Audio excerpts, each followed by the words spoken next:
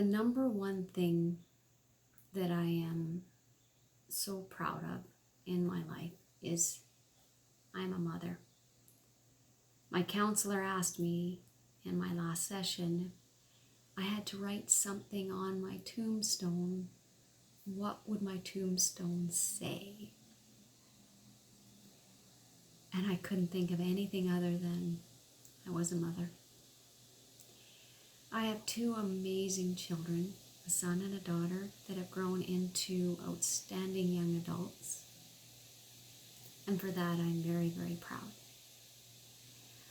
But my children cannot watch my videos or any of my presentations. And when I found that out, it was hard to take. But I accepted it because I don't want to make them uncomfortable. And as a mother, I do not feel they need to be burdened with my emotional baggage. But they also know the value of my mental healing and want me to continue. But I needed to understand this, so I went to my son, who is so honest.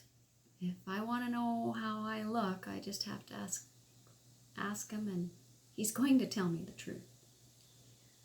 So we were troubleshooting,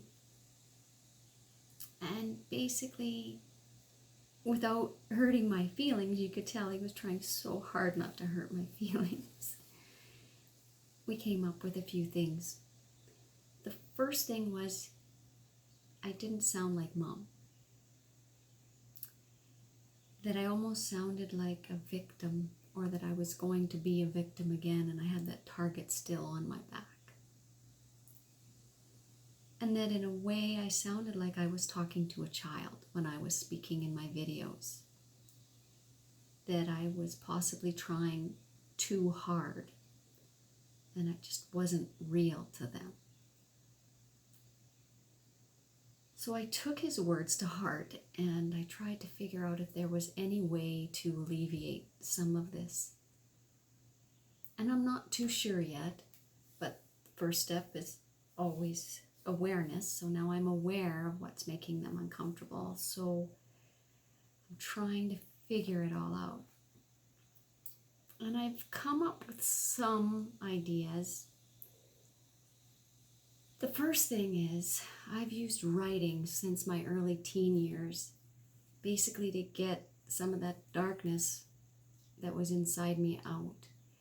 I had disassociated so much to survive my past and my abusive situation that I didn't know how to really show or feel true emotion. But there's a huge difference between writing something down on paper and speaking about it. And I think that's probably one of the main reasons people are so afraid to public speak. Because when you speak about something, especially something that's emotional or you're passionate about, that feeling comes out. You validate those feelings. They're very, very real. So if I speak about something that I am healing from, something that hurt me a lot in the past, those emotions come through. Now, my children have never seen that. I'm the mom. They don't need to deal with my emotional baggage. Nobody does. So I've been very, very good at hiding that from them. They've always seen me as the funny mom, serious mom. But they've never seen the true impact of the damage done to me. So that has to be very, very hard for them to see. The part where he says I sound like a victim would probably be the emotional part that's coming through in my talks. And when he said it almost sounded like I was talking to a child, that was very interesting to me, because I've been in therapy for a long time, and my therapists and my psychologists have tried so hard to get me to relate to that inner child, that child that I didn't like for a long time. and basically to soothe that inner child. And when I go back and I look at my videos, I have to watch them over and over, and sometimes I'm shocked that that's me. But I feel very comforted by them. And I think unconsciously I was actually soothing my inner child, that child that was never heard, was never comforted. So I think maybe I've made another big step in my healing. So that's a good thing. And when he said that I didn't sound real, that's something I need to address, because I never want to come across fake.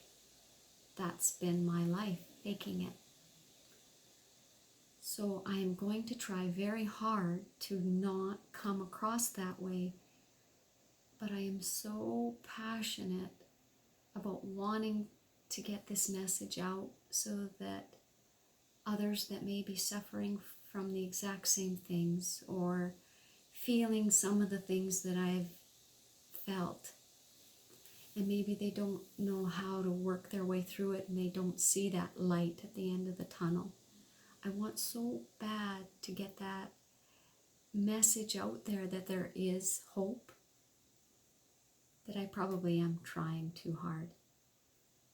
This is not rehearsed. It's not a Justin Trudeau presentation. When I listen to him speak, all I hear is fake. And I never want to be that way. My children want me to continue, and they want me to keep healing. I actually did a quick little video the other day, and I forced my daughter to watch it. She didn't want to. But then I asked, is that me? And of course, they're still getting to know this other side of me. But she said yes, way better. So I'm going to keep trying to be me. I'm still evolving. I'm still growing. I am still learning so much. But there is light at the end of this tunnel. We're going to get through this.